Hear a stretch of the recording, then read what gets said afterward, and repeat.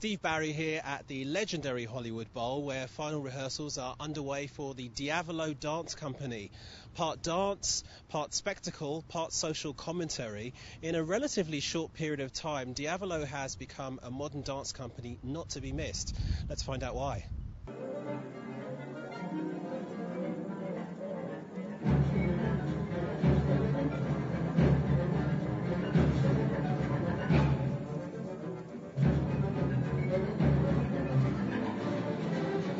For people who don't know about Diavolo, tell me how would you describe this company? Well, if I had to create a recipe, let's say a salad. Here is the recipe. I would put in the salad a little bit of everyday movement. I would put a little bit of gymnastic. I would put a little bit of acrobatic movement. I would put a little bit of ballet, a little bit of modern, a little bit of martial arts. I would put a lot of structure, and I will put some music and costume and light. I will tweak the salad, toss it, and there you have it. You have the Diavolo recipe. I think one of the biggest misconceptions about modern dance is that it's not accessible. I feel like it's kind of one of the forms of dance that people think is too art form or too unattainable to a general audience. And so one of the things I really appreciate about Diavolo is that they've made an effort to kind of extend it into more of a spectacular kind of arena. And so we use these set pieces, and the movement's very acrobatic and really athletic. And I think it kind of bridges that gap for a lot of people between the kind of dancing they may not ever be interested in and a kind of dancing that gets people interested that wouldn't ever go and see dance otherwise. Yeah, because I don't like the frozen food packaging. You know, everything look the same, taste the same. So having different type of body type, different background, just bring a little more liveness and a more sort of real aspect on stage. So, and it's more exciting. So there's 10 members in the company, and we all teach a class every day. So we take turns rotating, and so everyone brings their own strength. So every morning we're training capoeira, gymnastics, or something different depending on the dancer.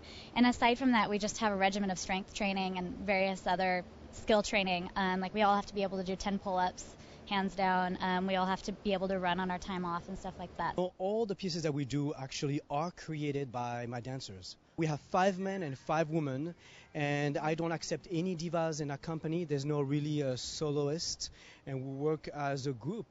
And it's very interesting how 10 people can communicate together, how they can share ideas, how they can accept one another, respect one another. And this is very important not just in our dance company, but in a family structure or any sort of a group environment. And so that's why we sort of emphasis in this company. Well, our work has the element of danger, element of survival. It's only when you're in a state of survival, in a state of danger, that human beings connect. And there's something very interesting about human when you're in a state of survival or you're in the moment of a danger. What's happening to you?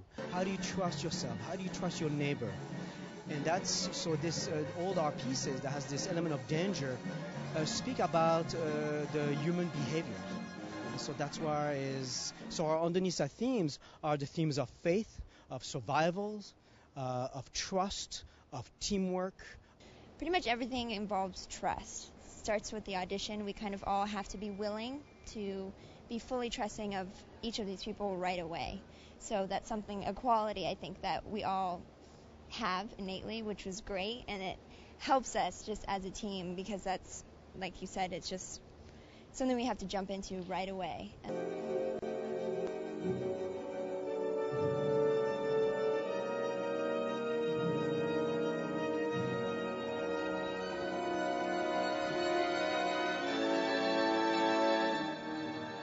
I love structure. I love seeing how structure manipulates the human body and how the human body interact with structures, with our environment. So I decided this is it. And I of course love movement.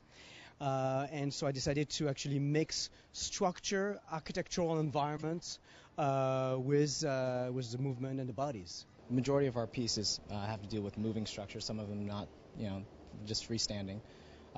This is one piece that you're going to see out of our repertoire where we connect on a grand scale.